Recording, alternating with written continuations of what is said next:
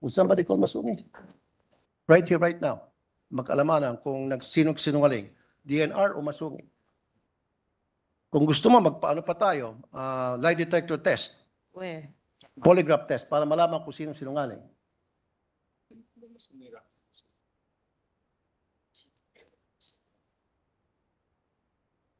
Of the Masungi Rock. Meron ba kayong pinadalang sulat? The Masungi Rock Management Council was invited and Masungi Geo Reserve is part of it. Well, show us proof like letter of invitation. Kasi siyempre, pag in-invite sila, hindi naman verbal lang yan. Yan po'y pinapadala sila ng sulat. Nasaan po yung sulat na they were officially invited, not just verbally? Can you show us? Yeah. Where is it? Invitation natin sa council will kayo then provide in-hand. We will provide you the invitation to the council of which Masungi Geo Reserve is a member. No, what I'm saying is a letter of invitation which Yes, would they're looking for indicate it. that they were officially invited. Without that letter, parang hearsay lang, na-invite kahit na hindi. At siyempre, sabihin ng Masungi, we weren't invited. At sasabihin po ng DNR, yes, you were invited. So, paano natin malaman kung sino nagsabing totoo o hindi? Dapat may invitation letter and then we receive. Mr. Tulfo, Senator Tulfo, they have a copy of the invitation. we see They will that? Forward it to you. Okay? Oh. That's good enough. Hindi lang nila dala ngayon, but they will forward it to you. Now, moving on. Next time naman kasi, kayo dyan sa DNR, pag meron kayong mga project, gawin nyo naman malinis po yung mga project ninyo. Gawin nyo naman pong malinis po yung mga intent ninyo kapag kayo po'y nagsibak ng mga grupo. Ayusin nyo naman po. Huwag naman yung parang lokohan para sa akin. I'm sorry for the word. Kasi para sa akin, Masungi should have been invited. Tingnan na natin itong award, mga award na natanggap nila. Isn't this enough? Aren't these enough? These awards? International awards ito. Hindi yung award lang na hausyaw na dito lang gawa-gawa ng kung sino-sinong grupo. These are international awards, well known.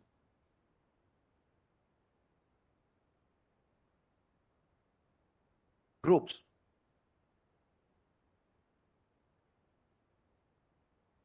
They should be included, but in the end, you cannot give a land owned by the government to a private. I'm no longer, Mr. President, Madam Sponsor, I'm no longer questioning that. Yeah. Pass na tayo dyan. Ang sa akin lang, yeah, sabi ko nga, they might... They will give you the invitation. It's just that it's not with them now, but they will send you. And then on top of that, babalik ulit tayo na sana hindi nila in-invite yung dalawang sinuspend nila yung permit. Now, sabi nyo kanina, you did mention na yun ay isang gathering ng disciplinary something. Can you repeat again? It's a gathering of disciplinary... Multi-stakeholder collaboration to rehabilitate the area together with LGU. The stakeholders plan and identified projects to be implemented. Na-mention niyo po kanina, Madam Sponsor, Mr. President, yung word disciplinary.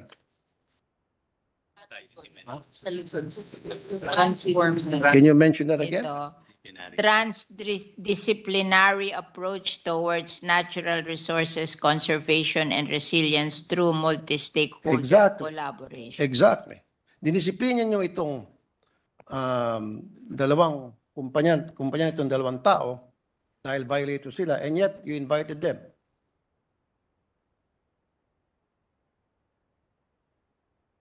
Baka mahilig mag-attend. I'm sorry, Madam Speaker. Meron kasing mahilig mag-attend. Merong ibang hindi mahilig mag-attend. Ayun, sino po yung mahilig mag-attend? Siguro itong dalawang to mahilig mag-attend. Exactly. Thank you. I rest my case. Now, let's move on. Black sand mining.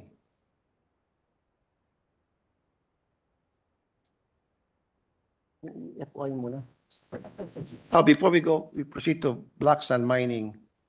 Saan ba yung FOI? The DNR issued a memorandum circular or FOI manual na nililist yung exceptions for non-disclosure of information. A data in the course of applying for environmental compliance certificate pursuant to Presidential Decree number 1586 during the lifetime of existing of mining permit results intellectual analysis. So ibig sabihin in short, exempted sa Freedom of Information Act yung pag-provide ng mga miners, mining companies ng mga data or information about the kind of minerals na kanilang minimina, anong klaseng grade ng mga minerals na kanilang minimina, etc. Bakit exempt yun? But which place? Sa FOI, yung list of exemption.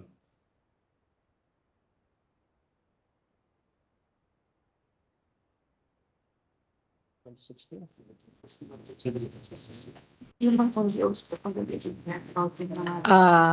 the question again? Kasi nga po, pag yung mga NGOs nag-inquire about the violations of certain mining companies, hindi po nagpo-provide ng information ng DNR at ang ginagamit ay yung FOI Act. Ito yon. Privacy. The data exempted for disclosure in the FOI is any data in the course of applying for an ECC pursuant to PD number 1586. Exactly. This does not include the list of applicants for ECC, provided, however, that such a list of applicants must comply with the Data Privacy Act of 2012. So yung metallurgical reports kasama rin po doon sa exception na sa FOI Act. So bakit po ayaw po magbigay ng information ang DNR doon po sa mga gustong Privacy Act for mag-inquire, especially NGOs, pwedeng ibigay. especially mga environmentalists about The Data Privacy Act of 2012. exactly, correct. Now, does it involve national security para exempt yung pong anong klaseng minerals, anong grade, yung mga minerals o ore na minimina? National security ho ba yan? Security. Data privacy. The DNR has the right to control. Was the purpose. Is that personal privacy, personal communication? It's not really about security, national security. It's that the DNR can practice the based on the Data Privacy Act of 2012. How so? Not for security. Why? Bakit nga po? Bakit in-exempt? Siguro, mag-a-apply ka, may knowledge ka about what can be done in that area, hindi rin maganda na malaman ng iba kasi gagayahin ka na lahat. Why not? Regalian Doctrine. Have you heard of Regalian Doctrine? Article 12, Section 2. Have you heard of that? Mr. President, Madam Sponsor. Siguro alam po ng mga taga-DNR. Pakibasa po. Meron akong dito kopya. Siguro meron din kayo. What is Regalian Doctrine? Article 12, Section 2. Pakibasa po. Alam niyo po yan. May mga abogado po kayo dyan. Doctrine, ano yun? Regalian Doctrine. Pag-regalian daw, all lands of the public domains are owned by the state. All lands of the public. That's the regalian. All lands owned by the state. All lands. Exactly. Shortcut. All lands of the public. So therefore, kung yun ay pag-aari ng state, ng estado, may karapatan ang lahat ng Pilipino na malaman, magkaroon ng impormasyon tungkol sa mga bagay-bagay na kung saan ay may nakikinabang dyan o may nag-explore dyan o mayroong mga humukay dyan para pagkakitaan. All lands, pero sige. So bakit yan sinama sa exception sa FOI Act? Trade secrets. Activities nila. Kaya daw nila hindi binibigay lahat ng data kasi yung mga applicant nila may mga trade secret din and may mga personal data na ayaw nilang malaman ng lahat ng tao. So they have to Consent pa sa binaba. they have to get the consent of the applicants kasi hindi nila pwedeng ilabas yung mga uh, important things that they don't want to disclose to the public. Proprietary rights. If Like if the gentleman can give the specifics, when, where, the ECC, Environmental Compliance Certificate. Now, pag kukuha ng ECC, then exempted din yan sa FOI Act na dapat paano malalaman Unang ECC na post sa ng taong bayan na compliant ito nag-apply ng ECC. And who are these people applying for ECC? can the sponsor answer the question? The data exempted for disclosure in the FOI is any data in the course of applying for an ECC pursuant to PD number 1586. This does not include the list of applicants for ECC, provided, however, that such a list of applicants must comply with the Data Privacy Act of 2012. So, yung list of applicants for ECC, linalabas, but yung information about them is the one na hindi nilalabas. Information about whom? About those applying for ECC. AI is looking very well during. Yeah, but how would the people know ito mga nag-apply ng ECC ay ito'y mga taong karapat-dapat na mabigyan ng approval? Paano kung ito'y mga terorista? Paano kung ito'y mga masasamang elemento na nag-apply na pala? The And then document the public can should be know. available during public hearing for review of the general public and comments. So during public hearings, Lamang. binibigay yung pangalan nito? Yes. I don't think so. Yes, but Not in, yung list ng pangalan ng pampan. Ano yung gagawin? during the public hearing, they are given, but not in general public. So, if they want to know about the applicants, then they should attend the public hearing. If they want to know about the applicants, they should attend the public hearings. But Yeah. during public hearings, are the names of the applicants being disclosed? Yes, And yes, all the- yes. And all the pertinent information And pertaining to all the kind of... Project design, project. the project details during public hearing. including the kind of minerals that they will be mining, what kind of minerals are there, and the grade of the minerals? Is that? Yes, it's open during public hearing.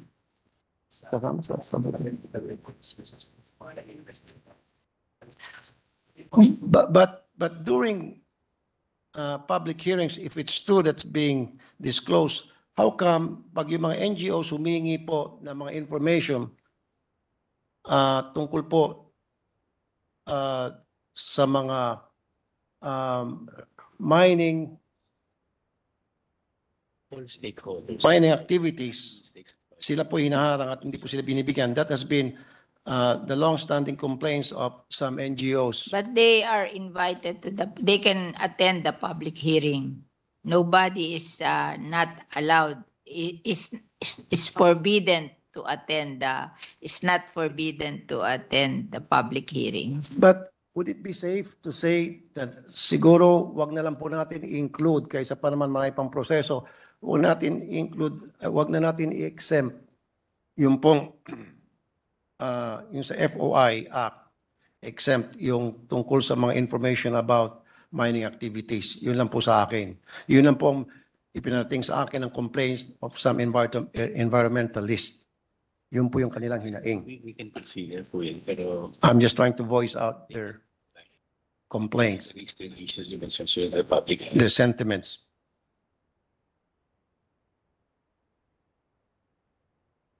Now, let's move on po sa black sand mining. Ano na po ngayon ang status ng black sand mining sa Pilipinas?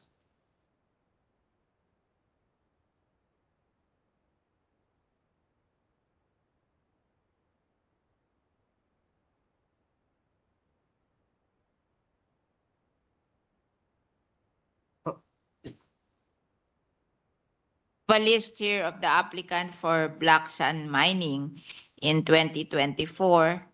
And in CAR, there is none. In Region 1, there is the Abra River. And then in Region 2, JDVC Resources Corporation and Peñel Resources Mining Corporation. And then in Region 3, no observed black mining. Region 4A, no black sand mining. In Mimaropa, no black sand mining. In Region 5, no black sand mining. In 6,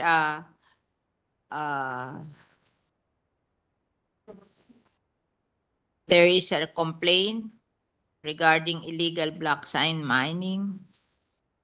And in Region 7, no black sand mining. Region 8 is, there is one, Non-operational. but non-operational. And 9, 10, 11, 12, 13, no black sand mining. So there Okay. are only, how many? 8, Region 8, Region 2, But not operational. but all of them are not operational. Exactly. So paano po malalaman ng DNR na wala na pong black sand mining sa iba't ibang lugar sa Pilipinas? Yung regional office namin. What kind of monitoring do they do? Activities there. The regional offices of DNR are required to monitor, and they report if there is black sand mining in their areas. They record. Okay. Alam niyo po siguro yung tinatawag na dredging? Yes, yes. Okay. So, kumukuha po ng permit yan sa LGU, usually sa governor Mhm. or mayor, para maghakot ng buhangin. Tama po? Mhm. And sasabihin na yan po ay dadalhin sa Manila. Sa Manila Bay, usually ang binibigyan na reason para sa reclamation. Right?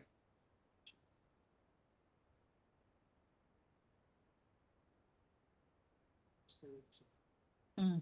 Yes, Okay. yes, please. So paano po malalaman ng DNR na yung pong mga hinuhukay na buhangin from different parts of the country, Ilocos, Cagayan, Zambales, yun po talaga ay dadalhin sa Manila Bay at hindi po yun ipupuslit palabas ng bansa, at pagdating po ng bansa kung saan man yun po ay gagamitin ng magnetized equipment para maihiwalay po yung black sand.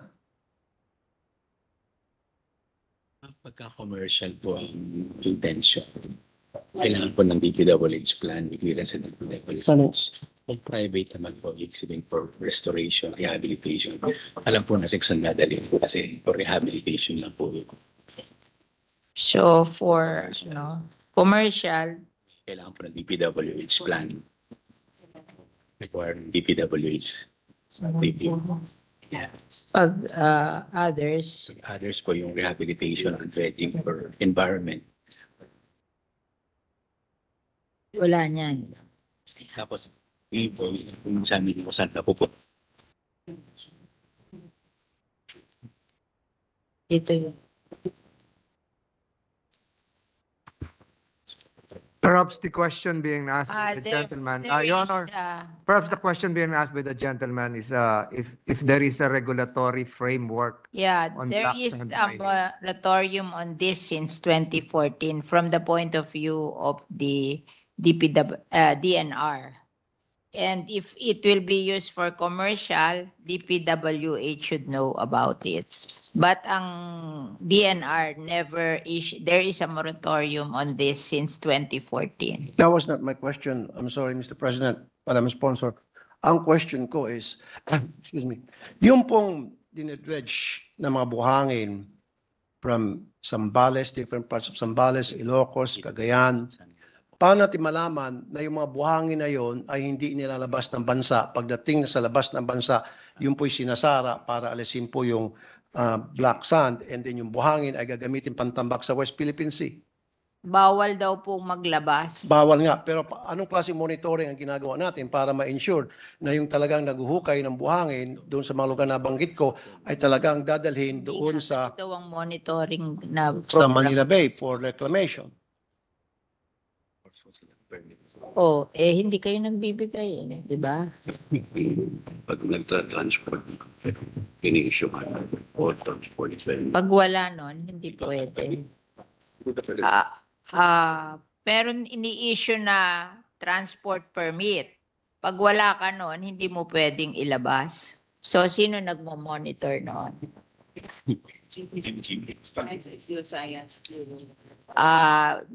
The Coast Guard is the one monitoring this.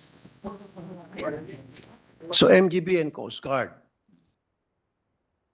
So, meron na hubang naharang ang MGB ng mga barko na nag-dredge and then yung barko na supposed to be dadalhin sa Manila Bay for reclamation ay dinadala sa ibang bansa. Meron na ba naharang? Kasi